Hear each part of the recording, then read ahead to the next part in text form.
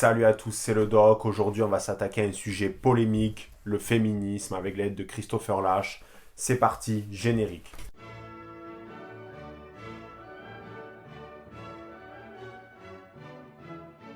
Si tu connais la chaîne, tu dois déjà probablement connaître Christopher Lasch, puisqu'on a analysé son ouvrage La culture du narcissisme dans la vidéo La société est décadente, que je t'invite à regarder d'ailleurs. Mais là, on va analyser la vision de Christopher Lasch par rapport aux féministes postmodernes dans son ouvrage Les femmes et la vie ordinaire. Mais avant toute chose, où il se situe politiquement Christopher Lasch? Bon, il est un petit peu inclassable, puisque d'un côté, une partie de la gauche se revendique de l'héritage de Christopher Lasch, c'est le cas par exemple de Jean-Claude Michéa, et de l'autre côté, on a des hommes comme Steve Bannon, donc, qui viennent de la droite plus populiste, qui apprécient énormément le travail de ce dernier. Toujours est-il qu'on s'en fout de l'idéologie, on s'en fout de savoir si Christopher Lasch était plus à gauche ou à droite, mais on ne peut que constater qu'il a une analyse de la société particulièrement intéressante. Avant de s'attaquer donc à la question du féminisme, on va un petit peu rappeler l'idée remarquable de Christopher Lasch. Pour lui, à partir des années 60 à 70, on a eu le rapprochement entre deux idéologies qu'on pouvait penser complètement antagonistes. D'un côté, la gauche libertaire, il est interdit d'interdire, mai 68, qui voulait en gros faire sauter certains verrous pour exacerber les pulsions de l'homme. Ces verrous, c'était par exemple l'État, l'armée, la religion, etc. Et en face, le capitalisme qui s'est restructuré pour trouver des nouveaux consommateurs. Les deux se sont mariés, ils ont fait un enfant et ça a donné le narcisse. Le narcisse, c'est l'individu qui n'est animé par aucune valeur un petit peu transcendantale ou par le respect, mais qui est animé plutôt par une volonté de consommer toujours plus. La convergence de lutte entre l'ultracapitalisme financier et la gauche libertaire, en gros, Cohn-Bendit, mai 68. Une convergence de lutte évidente entre des intérêts d'une jeunesse de gauche libertaire qui voulait jouir de tout de suite sans entrave, et un capitalisme financier qui s'est dit c'est super, ça nous va très bien. Donc, maintenant qu'on a un petit peu rappelé la critique du postmodernisme et du progrès par Christopher Lasch, il convient d'analyser son rapport au féminisme. Premièrement, Christopher Lasch rappelle que le féminisme, c'est une entité plutôt ancienne qu'on retrouve dès le XVe siècle, notamment avec des femmes comme Christine de Pisan. Mais il estime que le féminisme, c'est pas un bloc monolithique. C'est polymorphe, ça s'est manifesté de plusieurs façons dans l'histoire, avec des idées propres à chaque fois par rapport à la société, à l'époque et aux relations hommes-femmes, et qu'il ne faut pas l'analyser comme étant une seule et même entité. Christopher Lasch, à la fin de son ouvrage, il fait une véritable critique du féminisme postmoderne. Alors, c'est pas le féminisme que tu connais aujourd'hui avec les cheveux bleus et le OnlyFans, mais c'est celui de femmes comme Badinter ou Simone de Beauvoir dans Le deuxième sexe. Qu'est-ce que c'est l'idée de ces féministes? C'est tout simplement le fait que les femmes seraient soumises à l'homme parce que l'homme, en gros, aurait créé un logiciel, une société qui serait patriarcale et qui a de toute façon toujours été à l'échelle de l'histoire. C'est-à-dire qu'à l'échelle de l'histoire, la femme a toujours été soumise à l'homme. Alors, Christopher Lasch, il trouve cette analyse complètement conne et il va la déconstruire petit à petit tout le long de son ouvrage. Tout d'abord, il va analyser l'époque du Moyen-Âge et les relations hommes-femmes à cette époque-là. Pour lui, au Moyen-Âge, il y avait un rapport à la séduction qui était basé sur la satire, sur l'injure et sur un rapport de force. C'est-à-dire qu'est-ce qu'on faisait? Clairement, dans les zones plus paysannes, on organisait des fêtes où, en fait, hommes comme femmes s'insultaient copieusement pour se séduire. Ça te paraît peut-être étrange à une époque où tu peux plus approcher une femme à moins de 20 mètres, sinon tu es accusé du pire, quoi. Mais toujours est-il qu'à l'époque, il y avait cette espèce d'antagonisme, mais qui était pas mal vu ni par les hommes ni par les femmes. C'était de la taquinerie, de la séduction. Par la suite, on a eu au Moyen-Âge donc une évolution de tout ceci, avec l'amour courtois, l'amour presque chevaleresque, où la femme était portée au pinacle, elle était vue comme une réincarnation de la Vierge Marie, elle était pure. C'est avec l'arrivée du christianisme. Le christianisme, qu'est-ce qu'il a fait? C'est qu'il a réussi à rapprocher à la fois la notion d'érotisme et d'amour par le biais de l'institution du mariage. Puisque par exemple, dans l'Antiquité, on faisait une distinction entre l'érotisme pur, l'amour et l'amitié. Qu'est-ce que ça a donné? Donc ça a fait que le mariage est devenu une institution et au XVIIe siècle, on a eu les premières féministes qui ont demandé plus d'égalité entre les hommes et les femmes. Pourquoi? Parce que elles étaient nostalgiques de cette époque où il y avait un rapport de séduction qui était basé sur la taquinerie, sur le jeu un petit peu, et que le mariage avait en fait créé une forme d'hierarchie entre l'homme et la femme, où l'homme en gros serait le maître du foyer. D'autant plus qu'à cette époque-là, les femmes ont une mauvaise vision du mariage, puisqu'elles estiment qu'en fait c'est une continuité économique, qu'on ne se marie pas véritablement par amour, mais c'est plutôt des arrangements entre familles pour perpétuer économiquement. C'est aussi à partir de cette époque où il y a une littérature qui se développe autour de la question de l'adultère. Il y a une véritable promotion de l'adultère, et il y a des anecdotes plutôt marrantes, notamment avec le marquis de Montespan, qui était le plus gros cocu de France, puisque sa femme était avec le roi Louis XIV, et ce dernier avait le sens de l'humour, puisqu'il avait mis sur son carrosse donc des bois de cerf pour montrer qu'il était cocu, et il signait toutes ses lettres en rappelant qu'il était le premier cocu de France, quoi. Il avait de l'humour, le garçon, et surtout beaucoup de courage, je pense. Mais toujours est-il, c'est que à cette époque-là, il y a énormément de mariages aussi clandestins entre les amants qui devront petit à petit être interdits. Mais Christopher Lasch note qu'il y a un basculement qui s'opère entre la fin du 19e siècle et le début du 20e. En fait, il y a un repli de la femme dans le foyer, dans la maison.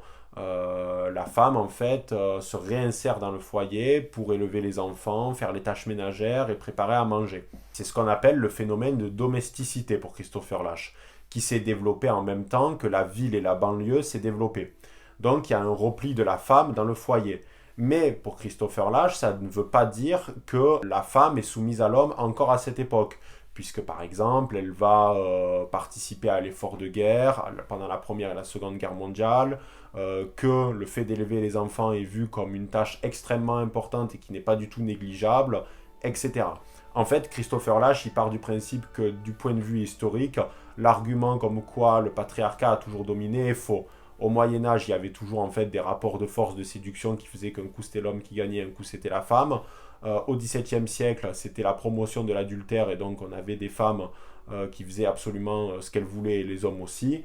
Et au XXe siècle, il pouvait y avoir éventuellement une forme de soumission, mais celle-ci était complètement relative puisque la femme jouait un rôle extrêmement important dans la société et tout le monde en fait était d'accord avec cette idée-là. Donc Christopher Lasch rejette l'idée qu'il y a eu un patriarcat qui a toujours dominé la femme. Mais c'est là où en fait on arrive aux choses très intéressantes, puisque Christopher Lasch estime qu'à partir de l'après-guerre, avec notamment les années 60 à 70, on a eu le rapprochement que je t'ai mentionné tout à l'heure entre la gauche libertaire et le capitalisme qui cherchait de nouveaux clients. Et quoi de mieux comme client que la femme? Pourquoi la femme a toujours été vue comme une bonne consommatrice? Parce que déjà dans les années 30, des publicitaires avaient remarqué ceci. C'est le cas notamment de Édouard Bernet qui a écrit Propaganda, qui avait en fait utilisé la cause des suffragettes pour faire acheter aux femmes des cigarettes, puisque c'était vu comme les torches de la liberté. Si tu étais une femme et que tu fumais, c'était que tu étais affranchie de ton mari, c'était que tu étais une femme libre et bien dans ta peau.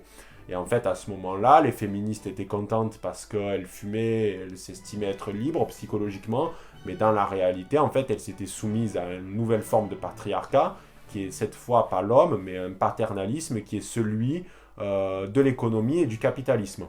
Parce qu'en fait, Christopher Lasch pense que les féministes postmodernes, qui sont incarnées donc par des Simone de Beauvoir, etc., prônent une forme d'égalitarisme, et pour prôner cette forme d'égalitarisme, il y avait donc une suite logique qui était que la femme devait travailler, au même titre que l'homme, et toucher un salaire. Et c'est là, pour Christopher Lasch, que la femme s'est jetée dans la gueule du loup, et qu'elle est passée d'un état où en fait elle était libre à un véritable état de soumission, non pas envers l'homme, envers le méchant patriarcat, mais envers le capitalisme. Féministe qui écouterait cette vidéo estimerait que je dis n'importe quoi parce que les hommes gèrent l'économie et donc vu que les femmes sont soumises à l'économie, elles sont soumises à l'homme. Mais non, parce que pour Christopher Lasch, en fait, qu'un homme ou qu'une femme soit à la tête d'une entreprise, ça ne change rien. Parce que le capitalisme et le modèle économique répond aux lois du marché, à l'offre et à la demande, au profit, et ne s'intéresse pas à des questions de morale, de savoir si c'est un homme ou une femme qui gère l'entreprise. Ça ne change rien, parce que ce soit un homme ou une femme qui qui gère une entreprise, le but de cette dernière est le même, c'est-à-dire faire du profit, capitaliser. Et donc, pour Christopher Lasch, une femme qui voudrait accéder à des grandes fonctions au sein d'une entreprise pour prendre sa revanche sur les hommes, signerait une soumission complète à l'entreprise et au carriérisme.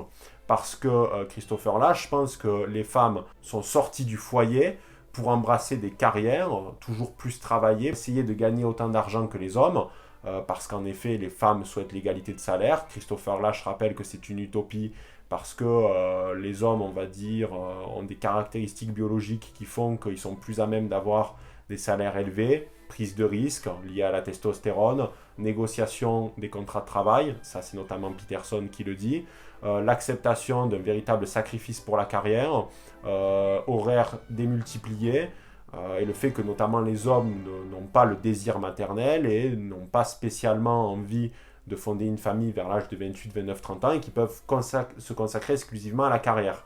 Donc de ce fait, pour Christopher Lasch, les féministes postmodernes se trompent de combat, c'est-à-dire elles pensent qu'elles sont plus libres que leur grand-mère qui était en gros à la maison et qui faisait le ménage, elles voient ça d'un œil plutôt moqueur et comme les vestiges d'une société patriarcale de soumission, mais en fait, pour Christopher Lasch, ces dernières se sont complètement jetées dans la gueule du loup, et c'est elles qui aujourd'hui sont soumises et non pas leur grand-mère, parce qu'il estime que leur grand-mère, elle, avait un intérêt dans la société, que c'était pas non plus à jeter, même si on peut estimer que l'évolution était souhaitable, il disait qu'il y avait une forme d'utilité. Alors que là, la femme tente à se rapprocher de plus en plus de l'homme, à vouloir une égalité complète, et il est probable que dans les années à venir, et que ça soit même déjà le cas, les femmes ressemblent de plus en plus à des hommes, volonté carriériste, volonté de plus créer de famille, de ne plus porter l'enfant. En parallèle, un homme qui serait démasculinisé. Qu'est-ce qu'il dit Christopher Lasch? On va finir sur une citation qui résume parfaitement tout ce que je t'ai dit. Je cite. Un mouvement féministe respectueux des victoires passées de femmes ne déprécierait pas les tâches ménagères, la maternité ou les services civiques et de voisinage non payés. Il ne considérerait pas le salaire comme l'unique symbole du talent. Il exigerait la mise en place d'un système de production tourné vers l'utilité plutôt que vers le profit. Il mettrait en avant la nécessité pour les gens d'exercer des métiers honorables qui se respectent et non de se lancer dans des carrières prestigieuses rapportant certes des salaires élevés, mais les éloignant dans le même temps de leur famille. Au lieu de chercher à intégrer les femmes dans les structures existantes de l'économie capitaliste, il ferait appel aux problèmes des femmes pour plaider en faveur d'une transformation complète des dites structures. Donc, pour Christopher Lasch, les féministes postmodernes se trompent de combat. Tout d'abord, pour conclure, elles n'ont jamais été dans une position de soumission complète par rapport à l'homme, qu'éventuellement cette soumission était relative à l'apogée de la famille traditionnelle, mais que même là, la femme avait des prérogatives importantes dans la société. C'est juste qu'aujourd'hui, les féministes voient d'un mauvais œil les femmes qui se sont consacrées à leur famille. Et aujourd'hui, elles se sont lancées donc dans une course illusoire à l'égalité partout, notamment au niveau du salaire, alors que c'est là qu'elles ont, on va dire, signé le pacte avec le diable et qu'elles se sont véritablement placées dans une sorte de soumission. Il faut rappeler qu'en fait, Christopher Lasch estime que en soi, c'est un état psychologique qui est pour la femme une libéralisation, mais que dans les faits, en fait, elle a consacré sa soumission, non pas au profit d'un méchant patriarcat géré par l'homme blanc, mais plutôt par la société de consommation et par la course au salaire, à la course à la consommation, à toujours plus. Voilà les barons, j'espère que cette vidéo vous aura plu. C'est une analyse qui est particulièrement originale, donc je vous invite à lire Les femmes et la vie ordinaire. N'hésitez pas à en débattre en commentaire dans la paix. Et moi je vous dis à très bientôt pour une nouvelle vidéo. C'était le doc. Ciao les barons.